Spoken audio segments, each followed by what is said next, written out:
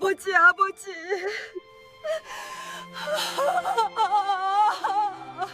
저녀는 뭔데? 67세 박영숙의 귀를 찢는 비명이 장례식장에 울려 퍼졌습니다. 영정 사진 앞에 무릎 꿇고 통곡하는 30대 여성. 영숙은 그 여자를 처음 봤습니다. 누구세요? 조문객이신가요? 여자는 눈물범벅이 된 얼굴로 영숙을 올려다봤습니다. 저는 김수진입니다. 아버지, 딸이에요. 영숙의 머릿속이 하얘졌습니다. 딸, 40년을 함께 산 남편에게 자식은 없었습니다. 아이를 가질 수 없는 몸이라며 미안해하던 남편의 얼굴이 떠올랐습니다. 무슨 말씀을? 우리 남편은 자식이 없어요. 전 아버지 전처분 사이에서 태어난 딸입니다. 5살 때 부모님이 이혼하셨고 아버지는 재혼하셨지만 저를 끝까지 챙겨주셨어요. 수진이 꺼낸 봉투에는 40년치 송금 내역이 들어 있었습니다. 초등학교 입학금 50만 원부터 시작해 대학 등록금 1,200만 원, 미국 유학비 8천만 원, 결혼자금 5천만 원. 영숙의 손이 떨렸습니다. 매달 시골 사촌 동생 학비라며 보내던 그 돈. 40년간 낡은 옷을 입고 외식 한 번 제대로 못하며 모은 그 돈이 전처의 딸에게 갔다는 것을 알게 된 순간이었습니다. 잠시 후 돈으로 얽힌 그들의 사연이 시작됩니다. 영상 시청 전 구독과 좋아요는 제게 힘이 됩니다. 지금 이 사연을 어디서 듣고 계실까요? 저는 강원도 횡성에서 이 사연을 만들고 있습니다.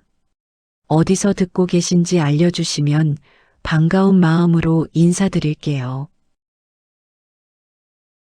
1982년 봄, 27살의 박영숙은 서울 변두리 공장에서 재봉틀을 돌리고 있었습니다. 경남 산골 농촌에서 올라온 지 5년째, 결혼은커녕 변번한 남자 한 번 제대로 만나본 적 없었습니다. 영숙은 고등학교도 제대로 못 나온 맏딸이었습니다. 아버지가 농사일 하다 허리를 다치셨고 어머니는 몸이 약하셨습니다. 밑으로 남동생 둘, 여동생 하나가 있었는데 모두 학교에 다니고 있었습니다. 22살에 서울로 올라온 이유도 동생들 학비를 벌기 위해서였습니다. 공장 언니들은 30 전에 시집가라며 재촉했지만 영숙에게는 시골에 계신 부모님께 보낼 생활비가 더 급했습니다. 매달 월급의 절반을 고향에 붙였고 남은 돈으로 좁은 고시원에서 라면과 김치로 끼니를 때웠습니다. 그해 여름 공장 사장 아들 김태수를 처음 만났습니다. 31살의 태수는 대기업 경리부에 다니는 성실한 회사원이었습니다. 사장인 아버지가 공장을 방문할 때 따라온 태수는 영숙의 꼼꼼한 일 처리를 눈여겨봤다고 했습니다. 그렇게 자연스럽게 인사를 나누고 퇴근길에 우연히 마주치는 일이 잦아졌습니다. 태수는 조용하고 착한 사람이었습니다. 영숙이 야근을 하면 공장 앞에서 기다렸다가 집까지 바래다 줬고 주말이면 서울 구경을 시켜줬습니다. 덕수궁을 걸으며 은행나무 아래서 사진을 찍기도 하고 남산타워에 올라가 야경을 보기도 했습니다. 태수는 영숙이 고시원에 산다는 걸 알고는 따뜻한 식사를 꼭 챙겨줬습니다. 설렁탕집에 데려가 뜨거운 국물을 먹이고 추운 겨울엔 붕어빵을 사주며 손을 녹여줬습니다. 영숙은 처음으로 누군가에게 보살핌을 받는 기분을 느꼈습니다. 시골에서는 맏딸로 동생들 뒷바라지만 하다 올라왔고 서울에서는 홀로 일만 했던 영숙에게 태수의 다정함은 낯설지만 따뜻했습니다. 어느 날 태수가 물었습니다. 뭐가 제일 먹고 싶냐고. 영숙은 솔직히 대답했습니다. 어머니가 끓여주시던 된장찌개가 먹고 싶다고. 태수는 다음 주말에 직접 된장찌개를 끓여 원룸으로 가져왔습니다. 서툴지만 정성이 담긴 그 맛에 영숙은 눈물이 났습니다. 1년 후 두 사람은 결혼했습니다. 태수의 부모님은 공장 여공 출신인 영숙을 탐탁지 않게 여겼지만 태수가 강하게 밀어붙였습니다. 영숙은 시댁 식구들의 차가운 시선을 견디며 더 열심히 살았습니다. 새벽 5시에 일어나 시부모님 아침상을 차리고 낮에는 집안일을 하고 저녁에는 태수의 와이셔츠를 정성껏 다렸습니다.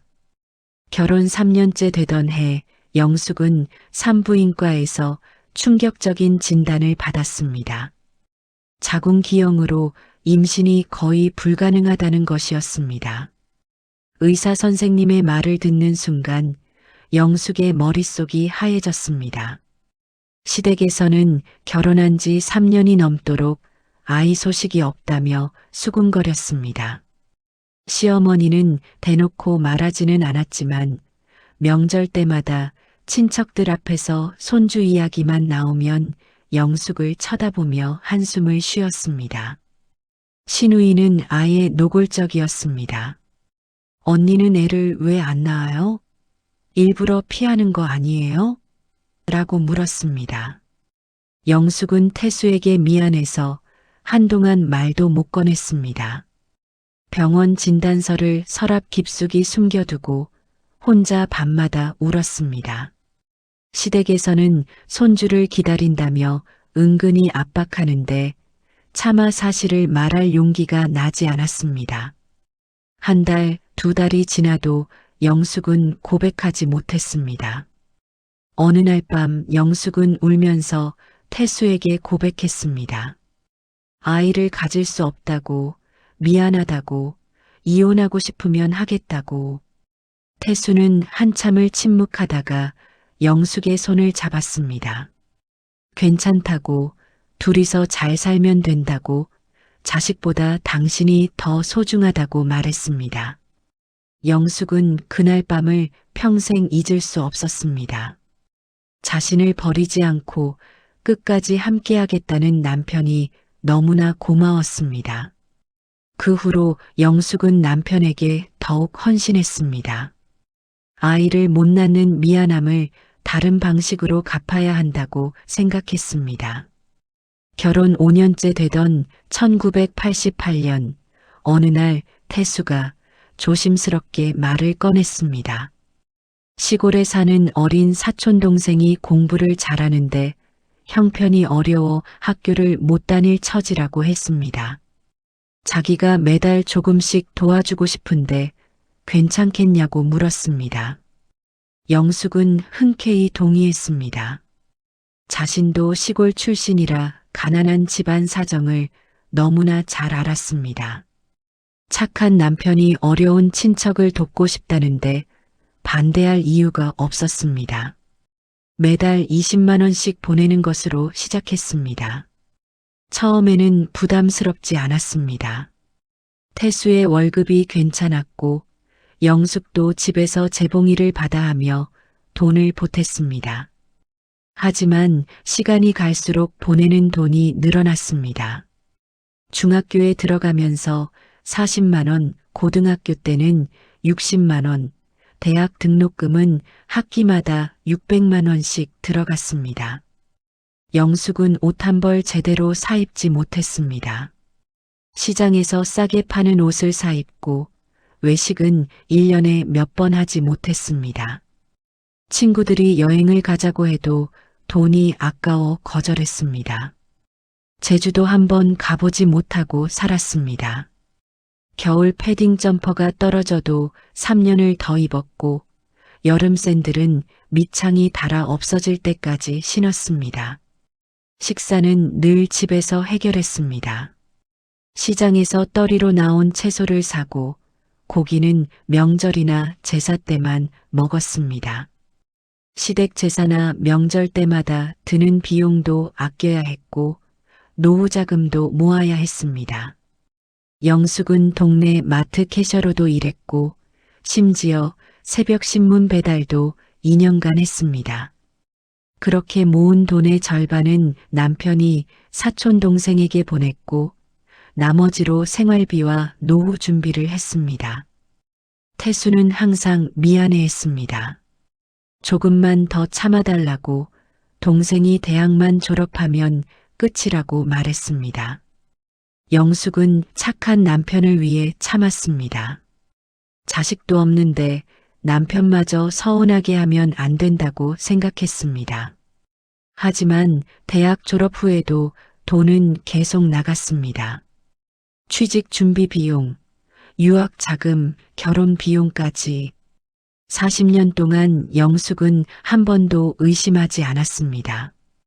남편이 착해서 의리가 있어서 그러는 거라고만 생각했습니다. 2023년 어느 가을날 69세의 태수가 갑자기 쓰러졌습니다. 급성 심근경색이었습니다. 영숙은 구급차에 남편을 싣고 병원으로 달려갔지만 남편은 응급실에서 눈을 감았습니다. 마지막 말도 제대로 나누지 못한 채 40년을 함께한 남편을 보냈습니다. 장례식장에는 친척과 회사 동료들이 찾아왔습니다. 영숙은 멍한 상태로 조문객을 맞았습니다. 그런데 둘째 날 오후 낯선 여자가 나타났습니다. 30대로 보이는 그 여자는 영정 앞에 무릎을 꿇고 아버지라고 부르며 통곡했습니다. 영숙의 다리가 휘청거렸습니다. 옆에 있던 조카가 황급히 부축했습니다. 조카인 줄로만 알았던 사촌 동생이 남편의 딸이었다니 40년간 매달 보낸 그 돈이 전처의 자식에게 간 것이었습니다. 영숙의 머릿속에서 지난 40년이 파노라마처럼 스쳐갔습니다. 낡은 옷을 입고 새벽 신문을 돌리고 시장 떨이 채소를 사던 모습들이 그 모든 시간이 무너져 내렸습니다. 저는 김수진입니다. 아버지와 제 친엄마는 제가 5살 때 이혼하셨어요. 엄마는 재혼해서 미국으로 가셨고 아버지는 저를 외할머니 댁에 맡기셨죠. 그리고 당신과 재혼하셨고요. 영숙은 입술을 깨물었습니다. 결혼 전에 태수는 이혼 경력이 있다고 말했습니다. 하지만 자식은 없다고 했습니다. 전처가 아이 없이 떠났다고 거짓말을 했던 것입니다. 영숙은 속았습니다. 40년 동안 완전히 속아 넘어갔던 것입니다. 수진의 목소리는 떨리고 있었습니다. 영숙은 말문이 막혔습니다. 주변 조문객들이 수군거리는 소리가 들렸습니다. 하지만 아버지는 저를 버리지 않으셨어요. 매달 생활비를 보내주셨고 학비도 대주셨어요. 제가 대학 갈 때, 유학 갈 때, 결혼할 때도 모두 아버지가 도와주셨어요. 수진이 가방에서 두꺼운 봉투를 꺼냈습니다. 40년치 송금 내역과 편지들이 빼곡하게 들어 있었습니다. 영숙은 떨리는 손으로 그 서류들을 받았습니다. 종이 냄새가 코를 찔렀습니다. 1988년 3월 20만 원. 수진이 초등학교 입학할 때였습니다. 그때 영숙은 시댁 제사 비용을 아끼려고 반찬을 직접 만들었던 기억이 났습니다. 1994년 3월 50만 원. 중학교 입학금. 그때 영숙은 겨울 외투를 사지 못해 남편 점퍼를 껴입고 다녔습니다. 1997년 매달 60만 원씩. 고등학교 시절 영숙이 동네 마트 캐셔로 일하기 시작한 해였습니다. 2000년부터 2004년까지 학기마다 600만 원씩, 대학 등록금. 영숙은 그 시기에 새벽 4시에 일어나 신문 배달을 했습니다. 허리가 아파 병원에 가고 싶었지만 돈이 아까워 참았습니다. 2005년부터 2009년 월 200만 원씩, 미국 유학비. 영숙은 친구들과의 약속을 모두 거절하고 집에만 있었습니다. 외식 한 번, 영화 한 편이 아까웠습니다. 2012년 5월 5천만 원. 수진의 결혼 자금. 그때 영숙은 남편에게 노후 자금이 너무 적다고 걱정했었습니다. 남편은 곧 모을 수 있다며 안심시켰었죠. 영숙은 손가락으로 하나하나 숫자를 짚어가며 계산했습니다. 20만 원씩 12개월, 5년이면 손이 떨려 계산이 제대로 되지 않았습니다.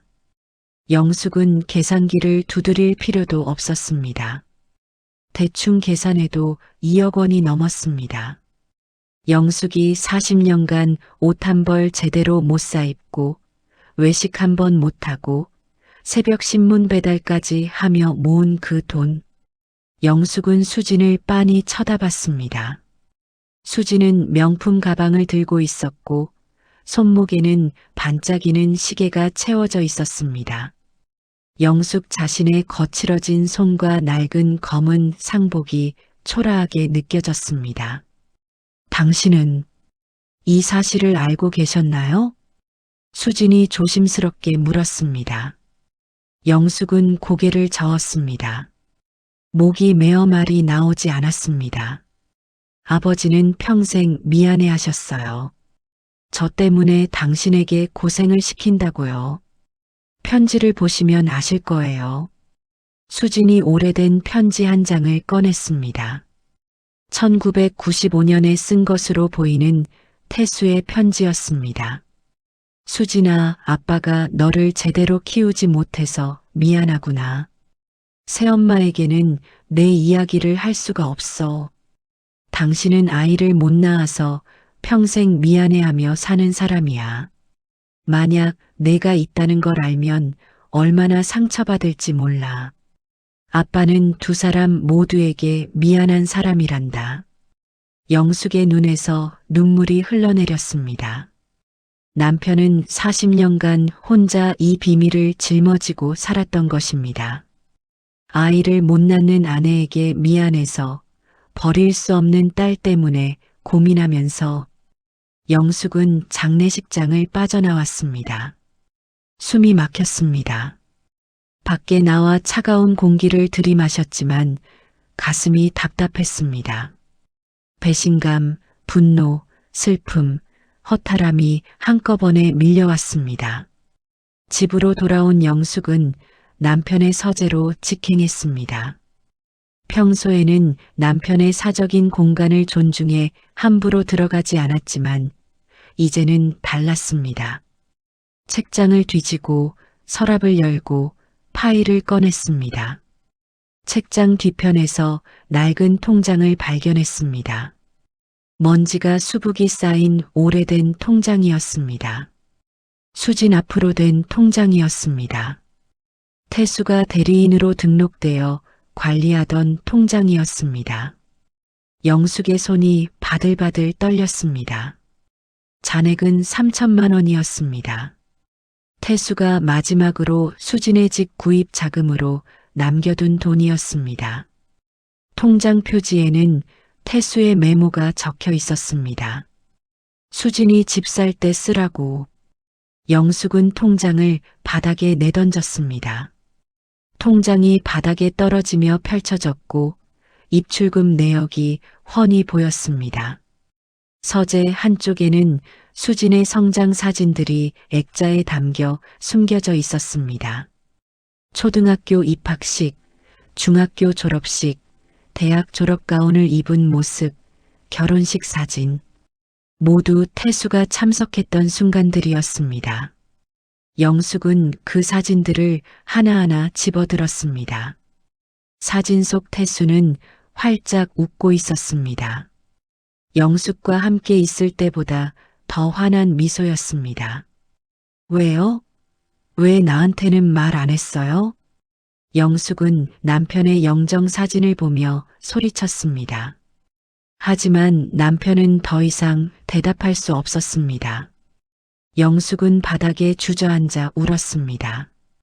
그날 밤 수진이 찾아왔습니다. 영숙은 문을 열어주지 않으려 했지만 수진은 문 앞에서 물러서지 않았습니다. 아주머니, 제발 문 좀 열어주세요. 아버지가 남긴 편지가 있어요. 아주머니께 드리라고 하신 편지요. 영숙은 망설이다가 문을 열었습니다. 수진은 눈이 퉁퉁 부은 채로 봉투 하나를 내밀었습니다. 봉투에는 영숙에게라고 적혀 있었습니다. 영숙은 떨리는 손으로 편지를 꺼냈습니다. 태수의 필체였습니다. 영숙아, 이 편지를 읽고 있다면 내가 먼저 세상을 떠난 거겠지. 40년간 당신에게 미안했소. 수진이는 내 딸이요. 전처와 이혼할 때 5살이었던 딸을 버릴 수가 없었소. 하지만 당신에게 말할 수도 없었소.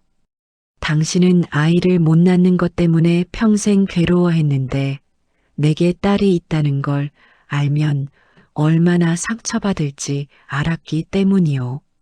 나는 비겁한 남자요. 2사람 모두를 지키려다 2사람 모두에게 상처를 준 것 같소? 수진이에게는 아버지 노릇을 제대로 못했고 당신에게는 평생 거짓말을 했소. 용서해 주시오. 당신과 함께한 40년이 내 인생에서 가장 행복한 시간이었소. 편지를 읽는 영숙의 눈에서 눈물이 멈추지 않았습니다. 영숙은 며칠 동안 잠을 자지 못했습니다. 눈을 감으면 남편의 얼굴이 보였고 수진의 모습이 떠올랐습니다. 40년간 믿었던 모든 것이 거짓이었다는 사실이 영숙을 짓눌렀습니다. 친구들이 찾아와 위로했지만 영숙은 아무 말도 할 수 없었습니다. 남편이 숨겨둔 딸이 있다는 것을, 40년간 보낸 돈이 2억 원이 넘는다는 것을, 자신이 새벽 신문 배달까지 하며 모은 돈이 다른 여자의 자식에게 갔다는 것을 어떻게 말할 수 있겠습니까? 일주일 후 수진이 다시 찾아왔습니다. 이번에는 큰 가방을 들고 있었습니다. 아주머니, 이거 아버지가 저한테 보낸 편지들이에요. 읽어보시라고 가져왔어요. 영숙은 받고 싶지 않았습니다. 하지만 수진의 간절한 눈빛을 외면할 수 없었습니다. 편지는 40년치가 넘었습니다.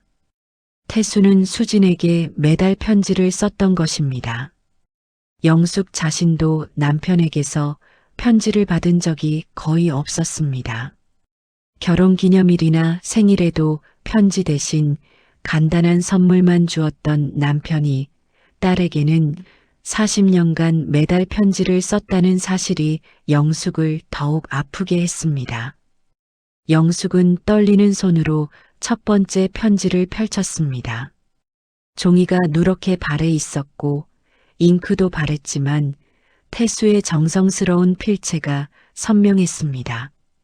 1988년 수진이 초등학교에 입학할 때 쓴 편지였습니다. 수진아, 입학 축하한다. 아빠가 직접 가서 축하해주고 싶지만 그럴 수가 없구나. 새엄마에게 너의 존재를 말하면 상처받을 거야. 당신은 아이를 가질 수 없어서 평생 괴로워하는 사람이란다. 아빠는 2사람 모두 사랑하지만 2사람 모두에게 온전하지 못한 것 같아 괴롭구나. 입학식 날 학교 단밖에서 내 모습을 봤어. 노란 책가방을 메고 교실로 들어가는 내 뒷모습이 너무 작아 보였어. 영숙은 편지를 읽다가 멈췄습니다. 남편이 자신을 사랑했다고 40년간 속이면서, 그런데 편지 속 남편의 고뇌가 너무나 진실되게 느껴졌습니다. 영숙은 화가 났습니다. 사랑한다면서 왜 말하지 않았을까? 함께 고민할 수는 없었을까? 1995년 수진이 중학생이 되었을 때의 편지. 수진아, 아빠가 오늘 당신과 싸웠어. 노후 자금이 부족하다고 걱정하시더구나. 사실 내게 보내는 돈 때문이야. 하지만 말할 수가 없어. 당신은 아이가 없어서 늘 미안해하는데 내게 딸이 있다는 걸 알면 얼마나 충격받을까.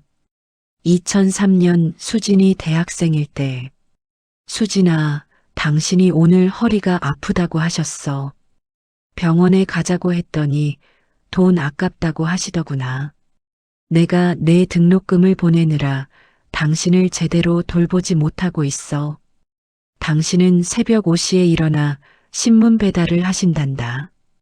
60이 다 된 나이에 새벽 추위를 견디시는 모습을 보면 가슴이 찢어질 것 같아. 영숙의 손이 떨렸습니다. 남편이 알고 있었습니다.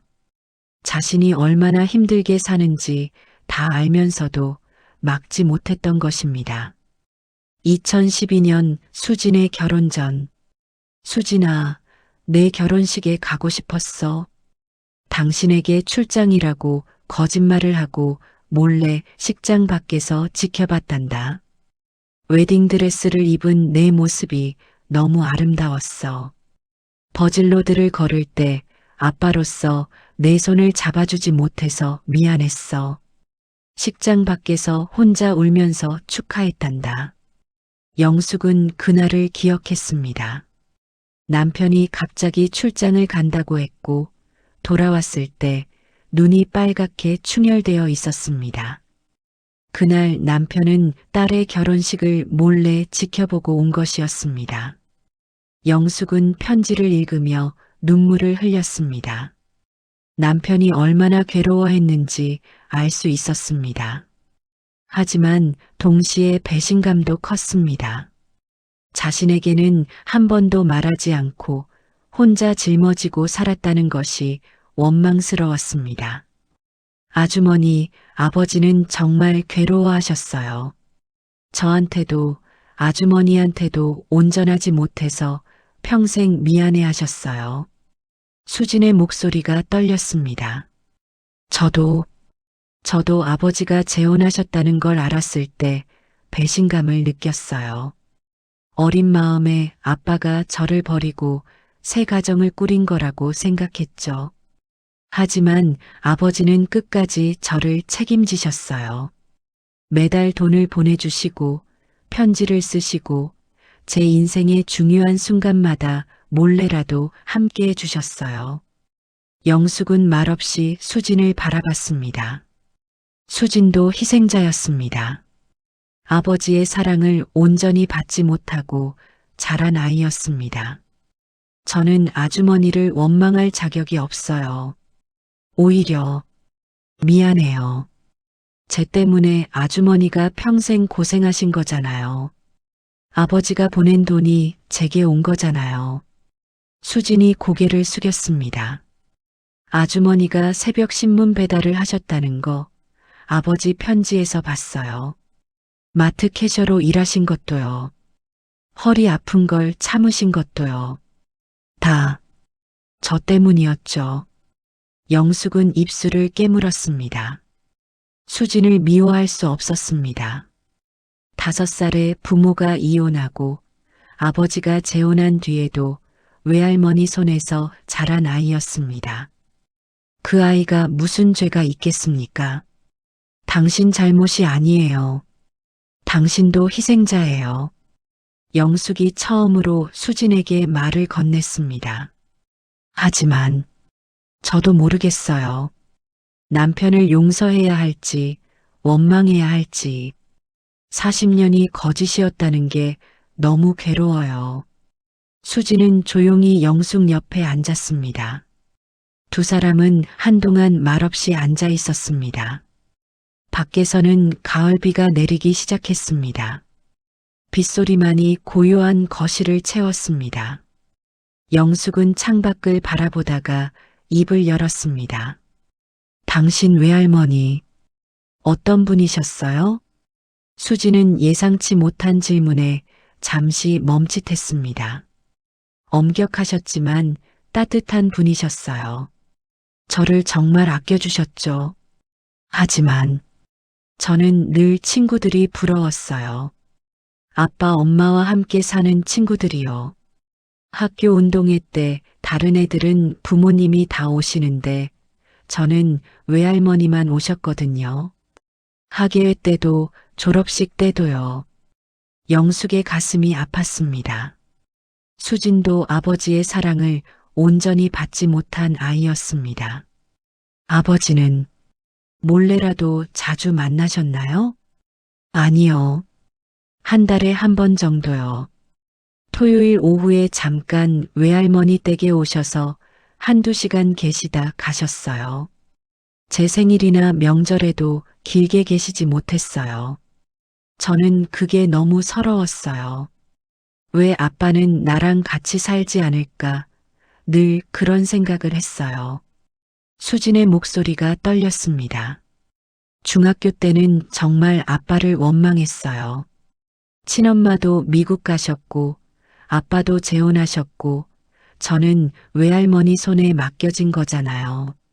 하지만 아빠는 한 달도 빠짐없이 편지를 쓰셨고 제가 필요한 건 다 보내주셨어요. 제가 유학 가고 싶다고 했을 때도 바로 오케이 하셨어요. 영숙은 고개를 끄덕였습니다. 그 돈이 수진의 유학비로 간 것이었습니다. 그날 이후 수진은 매주 영숙을 찾아왔습니다. 처음에는 어색했지만 시간이 지날수록 두 사람은 서로에게 마음을 열기 시작했습니다. 어느 토요일 오후 수진이 작은 상자를 들고 왔습니다. 아주머니, 이거 제가 어렸을 때 아버지가 사주신 거예요. 보여드리고 싶어서요. 상자 안에는 낡은 인형과 색바랜 사진들이 들어 있었습니다. 사진 속에는 어린 수진과 태수가 함께 있었습니다. 놀이공원에서, 동물원에서, 식당에서 모두 주말에 몰래 만났을 때 찍은 사진들이었습니다. 영숙은 사진을 하나하나 들여다봤습니다. 1995년 롯데월드에서 찍은 사진. 어린 수진이 회전목마를 타고 있고 태수가 옆에서 손을 흔들고 있었습니다. 2000년 에버랜드 동물원 앞에서 찍은 사진. 중학생이 된 수진이 아빠 어깨에 기대 웃고 있었습니다. 2008년 대학생이 된 수진과 태수가 명동 거리에서 찍은 사진. 두 사람은 붕어빵을 먹으며 환하게 웃고 있었습니다. 영숙의 가슴이 아팠습니다. 남편은 자신과 함께 찍은 사진보다 딸과 찍은 사진이 더 많았습니다. 결혼 40년 동안 남편과 제대로 된 여행을 간 적이 없었습니다. 돈이 없다고 바빠다고 미뤘었죠. 하지만 남편은 매주 토요일마다 수진을 만나러 갔던 것입니다. 이 인형은 제가 초등학교 3학년 때 받은 거예요. 아버지가 제 생일에 사주셨는데 외할머니 댁에 혼자 있을 때마다 이걸 안고 울었어요. 아빠가 보고 싶을 때마다요. 영숙은 낡은 인형을 만져봤습니다. 솜이 빠져나온 곳을 누군가 정성스럽게 꿰맨 흔적이 보였습니다. 외할머니가 꿰매주셨어요. 제가 너무 아껴서 다 해줘서요. 외할머니는 아빠 얘기만 나오면 한숨을 쉬셨어요. 딸을 두고 재혼한 무책임한 남자라고 하셨죠. 하지만 저는 알았어요. 아빠가 저를 사랑한다는 걸요. 수진의 눈에 눈물이 고였습니다. 아주머니, 솔직히 말씀드리면 저는 아주머니를 미워했어요. 어렸을 때는요. 아주머니 때문에 아빠가 저랑 못 산다고 생각했거든요. 중학생 때는 친구들한테 거짓말도 했어요. 우리 아빠는 외국에 계신다고요. 재혼해서 새 가정이 있다는 게 창피했어요. 영숙은 가슴이 아팠습니다. 수진도 얼마나 외로웠을까요? 하지만 대학생이 되고 나서야 깨달았어요. 아주머니도 희생자라는 걸요. 아버지 편지에서 당신 얘기를 자주 읽었거든요. 아이를 못 낳아서 미안해하는 당신, 새벽 일을 하시는 당신, 아픈 걸 참으시는 당신. 아버지는 두 사람 모두를 사랑했지만 두 사람 모두를 지키려다 두 사람 모두를 힘들게 한 거예요. 영숙은 고개를 끄덕였습니다. 맞는 말이었습니다. 태수는 비겁했지만 동시에 두 사람 모두를 포기할 수 없었던 것입니다. 제 남편은 당신한테 어떤 아버지였어요? 수지는 잠시 생각하더니 대답했습니다. 불완전한 아버지였어요. 함께 살지도 못했고 당당하게 딸이라고 소개하지도 못했죠. 친구들 앞에서 아빠 자랑도 못했어요. 하지만 제가 필요한 순간에는 꼭 있어 주셨어요. 제가 중학교 때 왕따를 당했을 때가 있었어요. 친구들이 저를 놀렸죠. 아빠 없는 애라고요. 수진의 목소리가 떨렸습니다. 그때 너무 힘들어서 외할머니께 말씀드렸고 외할머니가 아버지께 전화하셨어요. 다음 날 아버지가 오셨어요. 회사 조퇴하고 오신 거예요. 저를 안아주시면서 울었어요. 수진아, 아빠가 제대로 지켜주지 못해서 미안하다고요. 수진은 그날을 선명하게 기억했습니다. 아버지는 그날 밤 제 방에 앉아서 밤 11시까지 저랑 이야기하셨어요. 세상 사람들이 뭐라고 하든 너는 소중한 존재라고, 아빠는 너를 사랑한다고, 너는 아빠의 자랑이라고요. 그날 아버지가 가시고 나서 베개에 얼굴을 묻고 한참 울었어요. 다음 날부터 아버지는 매주 토요일마다 꼭 오셨어요. 한 달에 한 번이었던 게 매주로 바뀐 거예요. 아버지는 그때부터 제가 고등학교 졸업할 때까지 한 번도 빠짐없이 토요일마다 오셨어요. 영숙의 눈에서 눈물이 흘렀습니다. 남편의 그런 모습을 본 적이 없었습니다. 자신에게는 늘 조심스럽고 말이 없던 남편이 딸에게는 그렇게 따뜻한 아버지였다는 것이 묘하게 느껴졌습니다. 우리 남편은 저한테는 늘 미안해했어요. 아이를 못 낳게 해서요. 제가 뭘 사고 싶다고 하면 꼭 사주려고 했어요. 하지만 정작 돈은 당신한테 보냈죠. 영숙의 목소리에 원망이 섞여 나왔습니다. 아주머니, 저도 미안해요. 제가 있어서 아주머니가 고생하신 거잖아요. 제가 없었다면 아주머니는 더 편하게 사셨을 거예요. 여행도 가시고 좋은 옷도 사시고요. 아니에요. 당신 잘못이 아니에요. 영숙이 손을 저었습니다. 당신은 아빠를 필요로 하는 어린아이였어요. 잘못은 남편한테 있어요. 말을 했어야죠. 저한테 솔직하게 말했어야 했어요. 하지만 말할 수 있었을까요? 아주머니는 아이를 원하셨잖아요. 남편에게 딸이 있다는 걸 알았다면 얼마나 충격받으셨을까요? 영숙은 대답하지 못했습니다. 솔직히 말하면 결혼 초기에 알았다면 이혼했을지도 모릅니다. 하지만 지금은 달랐습니다. 40년을 함께 산 세월이, 남편의 고민이, 수진의 아픔이 모두 이해되었습니다. 수진 씨, 당신 지금 행복하세요? 영숙이 조심스럽게 물었습니다. 네, 행복해요. 남편도 좋고 아이도 생겼어요. 내년 봄에 태어날 예정이에요. 수진이 배를 쓰다듬었습니다. 영숙은 그제야 수진의 배가 약간 불러온 것을 알아챘습니다. 축하해요. 아버지가 알았으면 얼마나 좋아하셨을까요? 네. 아버지한테 말씀드렸어요. 돌아가시기 한 달 전에요. 아버지가 정말 기뻐하셨어요. 병원에서 초음파 사진을 보여드렸는데 한참을 들여다보시더니 우셨어요. 아기 손가락이 보인다면서요. 그리고 이렇게 말씀하셨어요. 수진아, 내가 엄마가 되면 아빠 마음을 알 거야. 자식을 위해서라면 뭐든 할 수 있다는 걸요. 수진의 목소리가 떨렸습니다. 그리고 아버지가 제 손을 잡고 말씀하셨어요. 수진아, 아빠가 너한테 제대로 된 아버지가 못 됐다.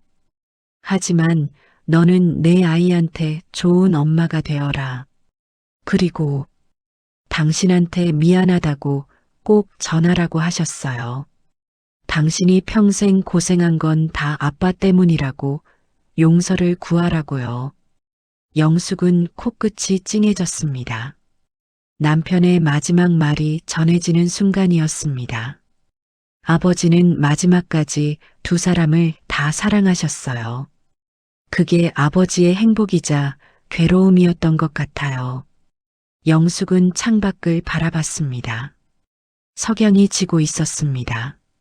40년의 세월이 저물어가는 것 같았습니다. 한 달이 더 지났습니다. 영숙은 남편의 서재를 정리하기 시작했습니다. 더 이상 미룰 수 없었습니다.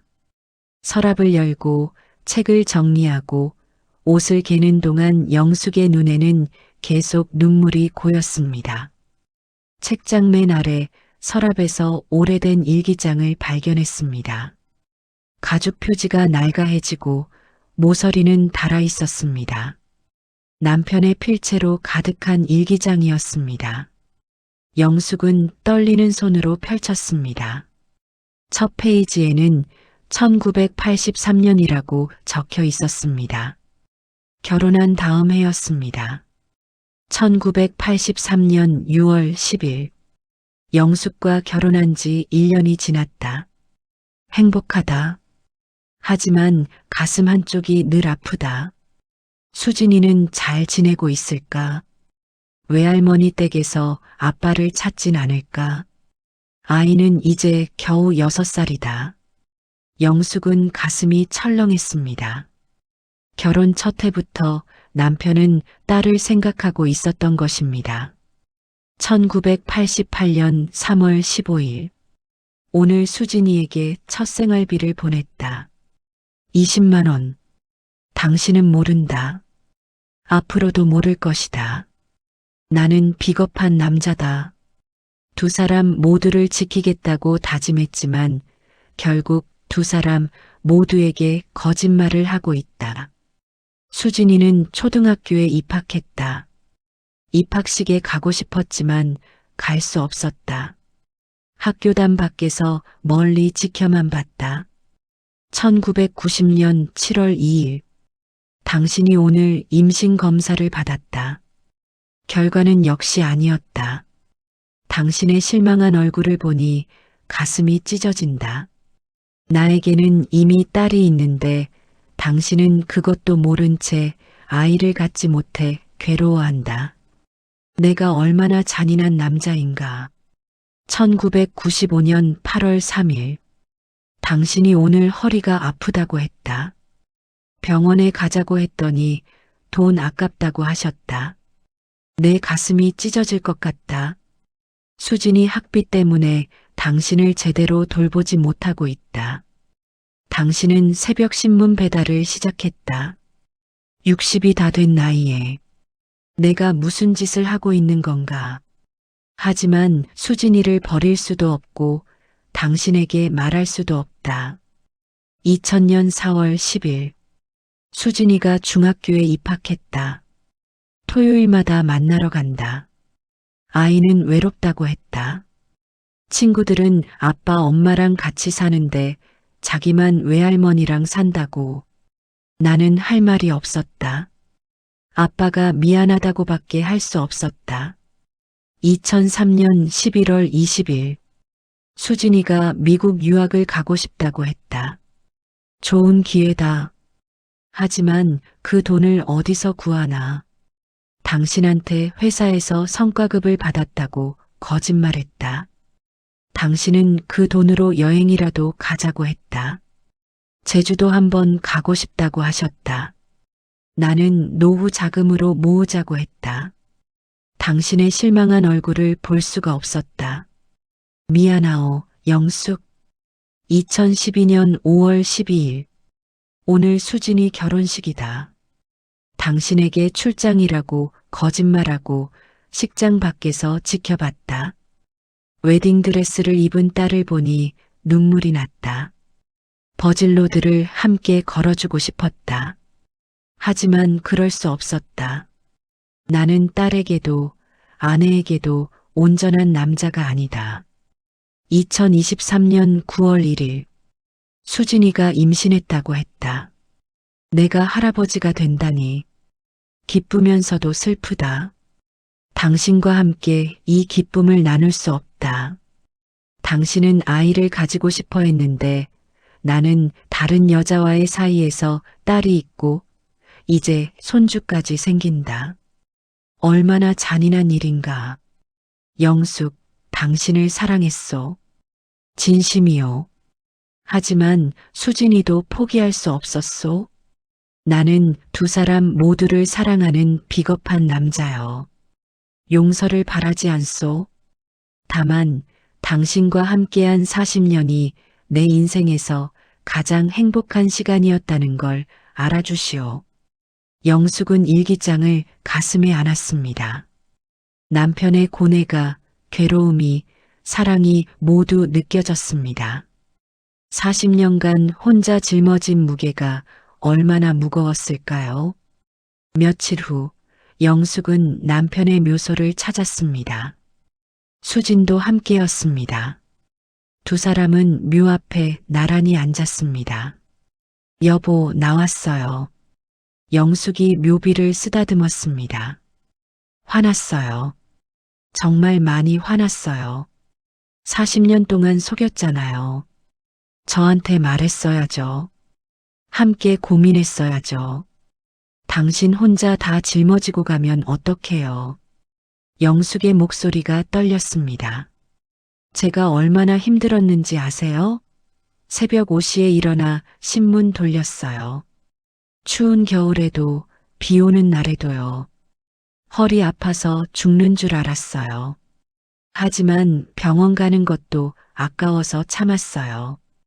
여행 한번 못 가봤어요. 제주도 가고 싶었는데 당신은 돈 모으자고만 했죠. 그 돈이 다 수진이한테 간 거였어요. 영숙은 울먹였습니다. 친구들이 명품 가방 하나씩 들고 다닐 때 저는 시장에서 10,000원짜리 가방 샀어요. 겨울 외투 한 벌을 5년씩 입었어요. 그게 얼마나 초라한지 아세요? 친구 모임에도 못 나갔어요. 옷이 초라해서요. 당신은 그걸 알면서도 말 안 했죠. 하지만 이제 알 것 같아요. 왜 말하지 못했는지, 당신이 얼마나 괴로워했는지. 일기장 봤어요. 편지들도 다 읽었어요. 당신이 얼마나 힘들었는지 이제 알아요. 당신도 평생 괴로워하며 사셨죠. 두 사람 사이에서 찢어지는 마음으로요. 영숙은 눈물을 닦았습니다. 수진이 만났어요. 좋은 아이예요. 당신 딸이에요. 외로웠대요. 아빠가 그리웠대요. 우리 둘 다 당신 때문에 고생했지만 우리 둘 다 당신을 사랑했어요. 그게 당신의 죄이자 우리의 운명이었나 봐요. 수진도 묘 앞에 꽃을 놓으며 말했습니다. 아버지, 저예요.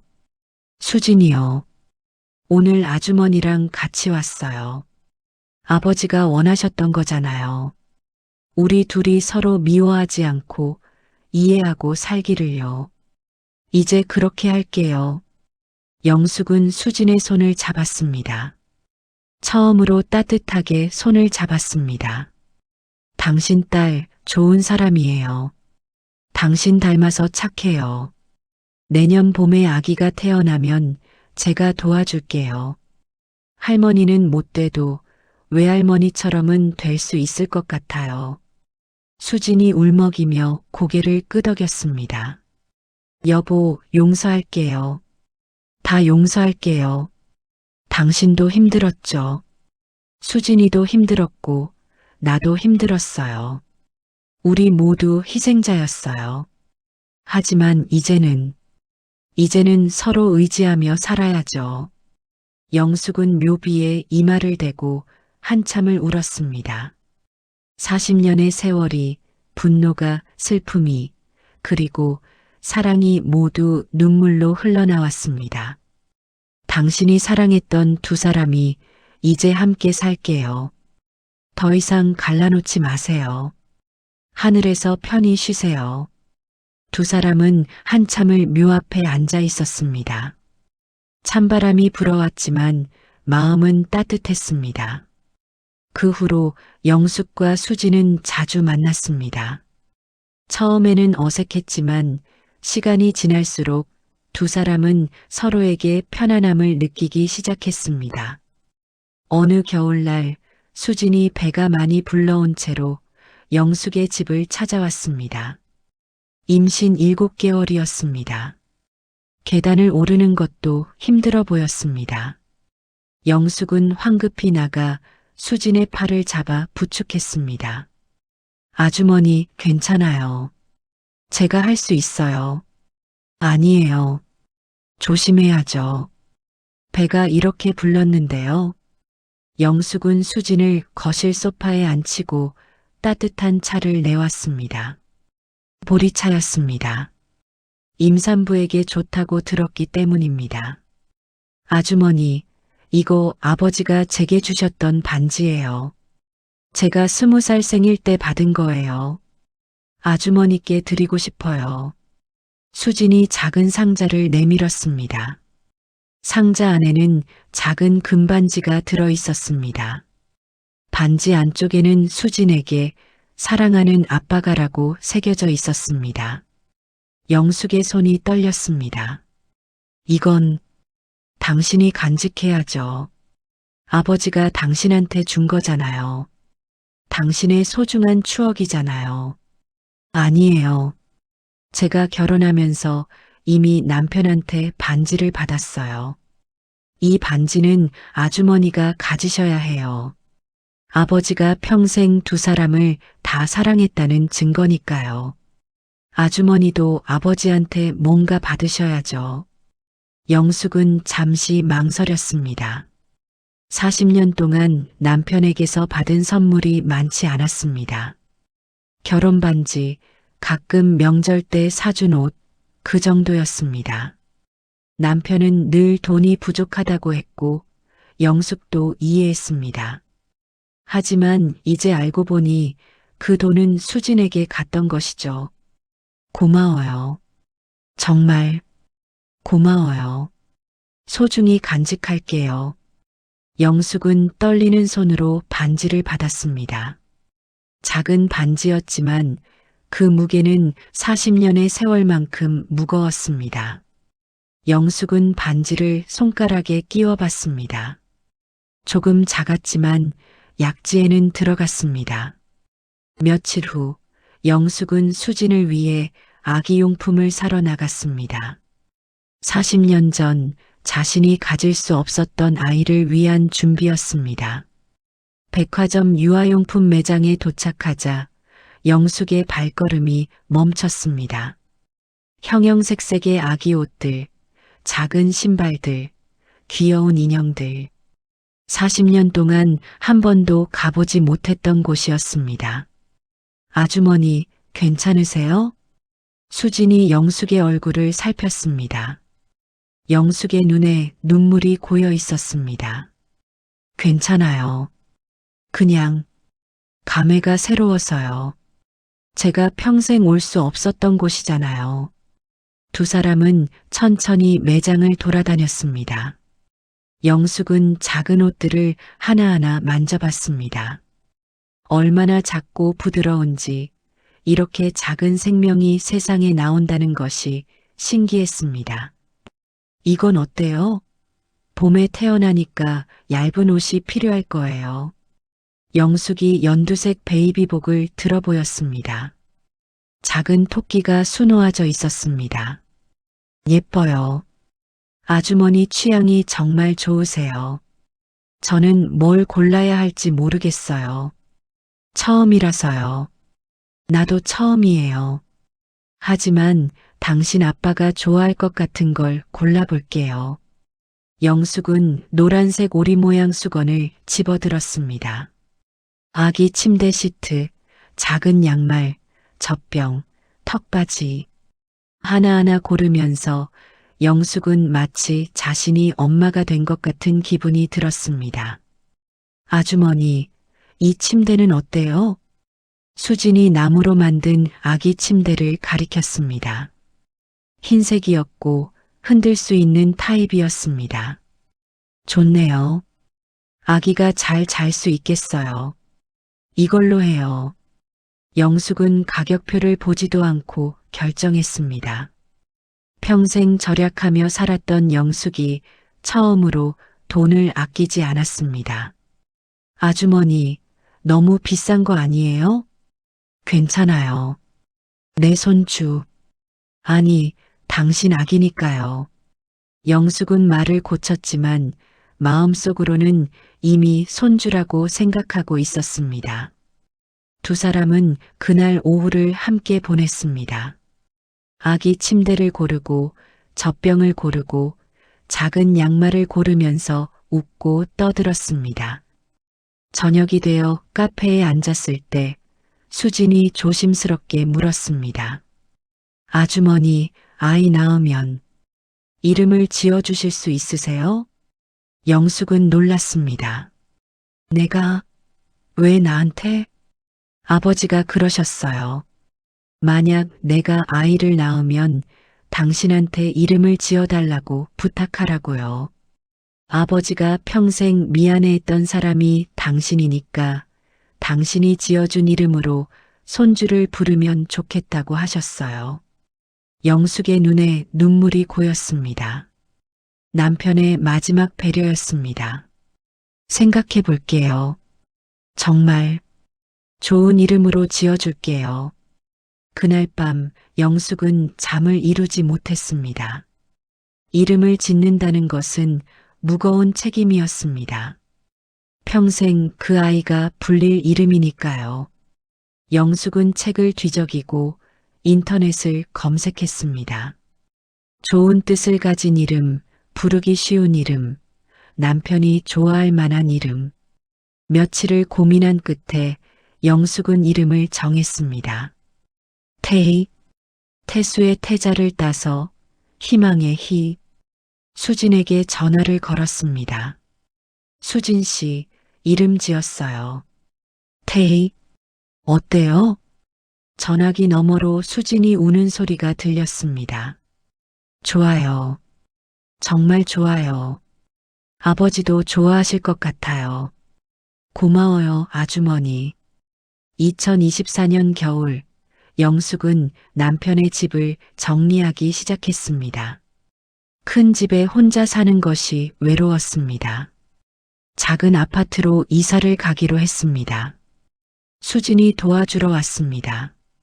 아주머니, 이 사진들은 어떻게 하세요? 수진이 가족 사진들을 들고 물었습니다. 영숙과 태수가 함께 찍은 사진들이었습니다. 가져갈 거예요. 40년의 추억이니까요. 힘들었지만 행복했던 순간도 많았어요. 영숙은 사진을 하나하나 앨범에 넣었습니다. 결혼식 사진, 명절 사진, 여행 사진. 비록 많지 않았지만 그 안에는 진실한 순간들이 담겨 있었습니다. 수진도 상자에서 자신과 아버지의 사진을 꺼냈습니다. 아주머니, 이 사진들도 같이 보관하면 어떨까요? 우리 모두의 추억이니까요. 영숙은 잠시 망설이다가 고개를 끄덕였습니다. 그래요. 이제는 숨길 필요가 없죠. 당신도 남편의 소중한 가족이니까요. 두 사람은 사진을 하나의 앨범에 정리했습니다. 영숙과 태수의 사진, 수진과 태수의 사진, 그리고 마지막에는 세 사람이 함께 찍은 사진.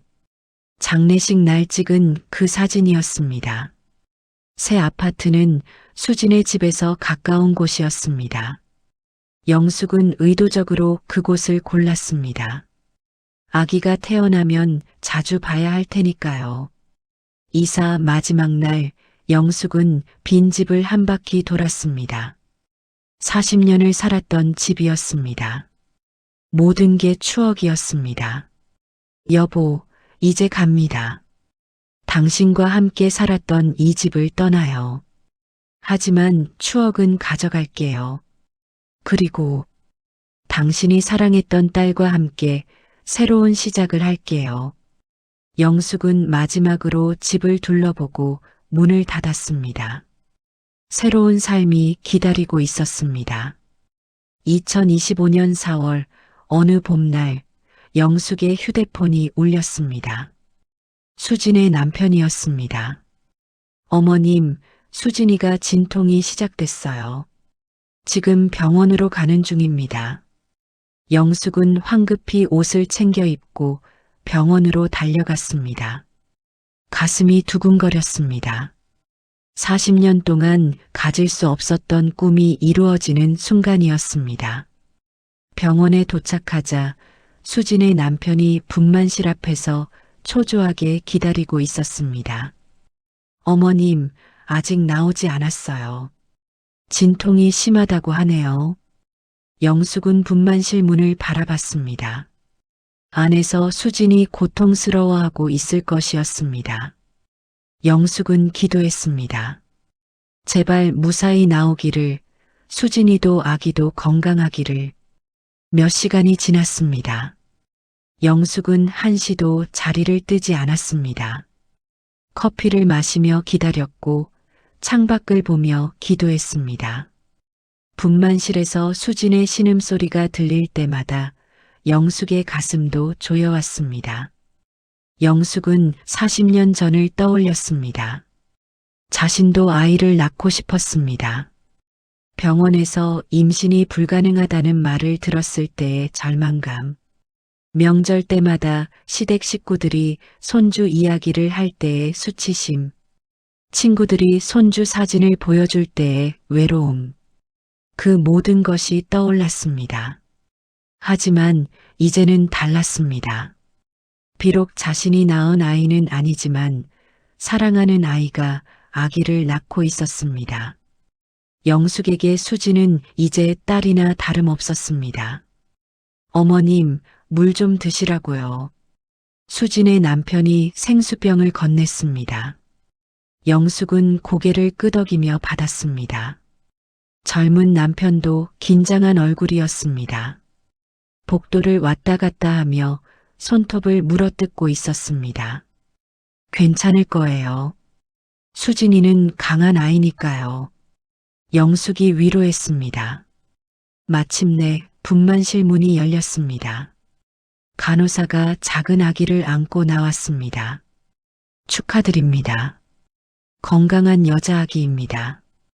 영숙의 눈에서 눈물이 흘러내렸습니다. 작은 아기는 눈을 감고 있었고 작은 주먹을 꼭 쥐고 있었습니다. 얼마나 작고 예쁜지 영숙은 말을 잃었습니다. 안아보시겠어요? 간호사가 아기를 영숙에게 건넸습니다. 영숙은 떨리는 손으로 아기를 받아 안았습니다. 평생 처음 안아보는 아기였습니다. 작고 따뜻한 생명이 영숙의 품에 안겨 있었습니다. 아기의 무게, 온기, 숨소리, 모든 것이 기적 같았습니다. 태희야, 할머니야. 아니, 영숙 할머니야. 영숙은 아기를 내려다보며 울었습니다. 40년 동안 가질 수 없었던 것, 40년 동안 꿈꿔왔던 것이 지금 품에 안겨 있었습니다. 아기는 작은 입을 오물거리며 잠들어 있었습니다. 작은 손가락, 작은 발가락, 분홍빛 볼. 영숙은 한참을 아기를 바라봤습니다. 여보, 봤어요? 우리 손주예요. 정말 예쁘죠? 영숙은 하늘을 올려다보며 남편에게 말했습니다. 남편도 지금 하늘에서 보고 있을 것입니다.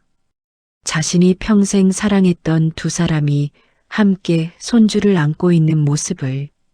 며칠 후 수진이 퇴원했습니다. 영숙은 매일 수진의 집에 찾아가 도와줬습니다. 밥을 해주고 빨래를 해주고 아기를 돌봐줬습니다.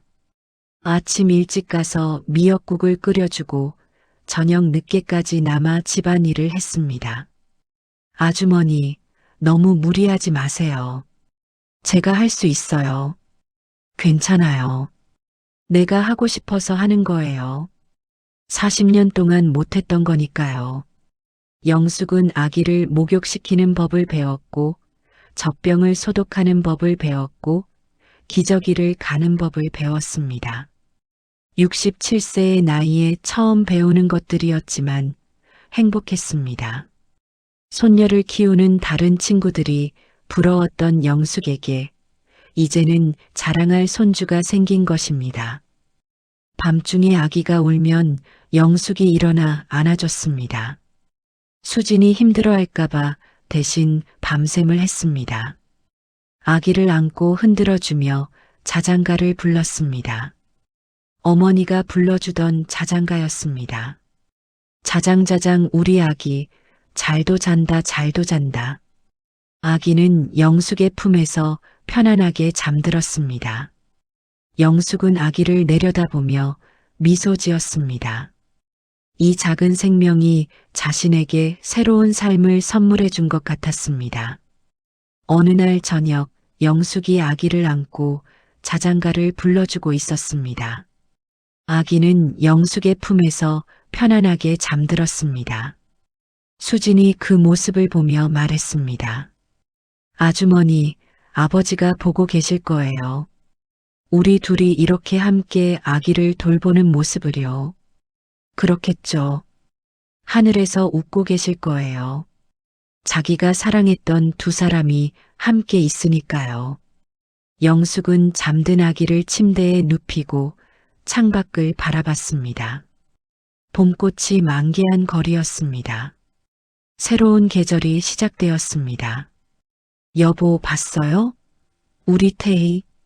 당신 손주예요. 정말 예쁘죠? 당신 눈을 닮았어요. 수진이도 잘 키우고 있어요. 걱정 마세요. 영숙은 남편에게 속삭였습니다. 당신이 40년간 고민했던 것, 이제 해결됐어요. 저랑 수진이는 이제 가족이에요. 당신 딸도, 당신 손주도 제가 사랑할게요. 그러니 하늘에서 편히 쉬세요. 한 달 후, 영숙은 수진의 남편과 함께 태수의 묘소를 찾았습니다. 아기 태희를 안고 갔습니다. 여보, 손주 데려왔어요. 태희예요. 예쁘죠? 영숙은 묘비 앞에 아기를 안고 섰습니다. 당신이 평생 미안해했던 두 사람이 이제 함께 당신 손주를 키울 거예요. 우리는 이제 한 가족이에요. 당신이 바랐던 거잖아요. 수진도 아기를 안고 말했습니다. 아버지, 저 엄마 됐어요. 아주머니가 많이 도와주세요. 제가 외로울 때 아버지가 그랬던 것처럼요. 이제 태희는 두 할머니의 사랑을 받으며 자랄 거예요. 봄바람이 불어왔습니다. 벚꽃 꽃잎이 흩날렸습니다. 영숙은 아기를 꼭 안았습니다. 40년의 세월, 오해와 상처, 분노와 슬픔이 있었습니다.